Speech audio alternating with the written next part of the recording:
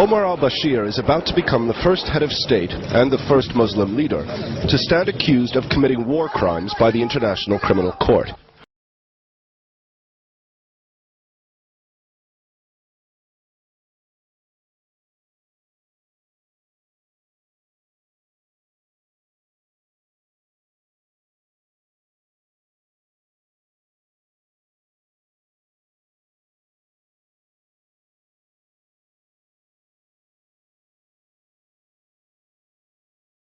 The decision to file charges has been strongly criticized by opponents of the ICC.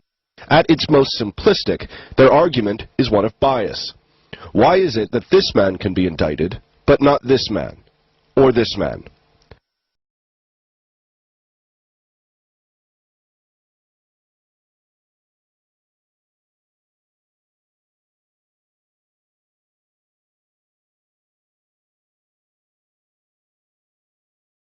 Under the statute of the ICC itself, there are 4 groups of crimes it considers: genocide, crimes against humanity, war crimes, and crimes of aggression, the last being so vague it's never actually been officially defined.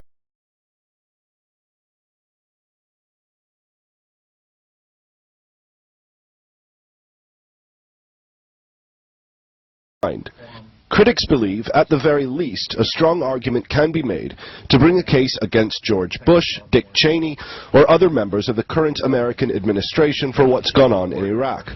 Defenders of the court say they have no objection at all if a valid case can be made against the U.S. If there were grounds to believe that war crimes or crimes against humanity had been carried out by the U.S., then of course these cases should be brought to the International Criminal Court, and if there were grounds for prosecution, then the International Criminal Court would go ahead with it. What's that smell in this room? Didn't you notice it, Brick?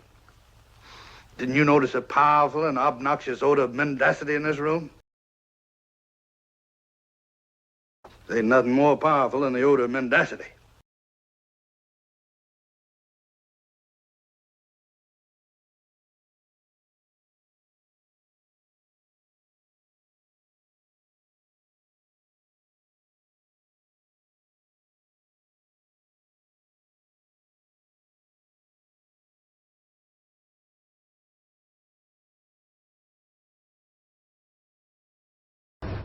There are 4 investigations now underway, all of them in Africa. In Uganda, Joseph Kony and other leaders of the Lord's Resistance Army stand accused of thousands of murders and of forcing as many as 20,000 children to fight for them. They remain at large. In the Central African Republic, the arrest this year of Jean-Pierre Bemba was hailed as a success. But that was offset in the Democratic Republic of Congo, where the case against Thomas Lubanga has almost completely collapsed because the judge doesn't believe he'll get a fair trial. Now, as that's going on, these latest charges are to be filed regarding Sudan. Already, however, 2 warrants have been issued by the ICC for charges related to atrocities in Darfur, but no one has been arrested, and Khartoum says it has no intention whatsoever of handing anyone over.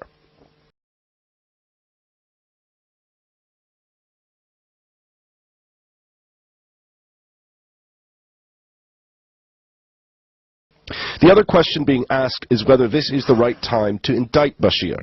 These charges may threaten any further peace talks, and there's a strong risk they may prompt revenge attacks against UN workers or other aid agencies operating in Sudan. The UN is so worried about revenge attacks once the indictment is made official, it's been ordering its staff across Sudan to practice evacuation drills.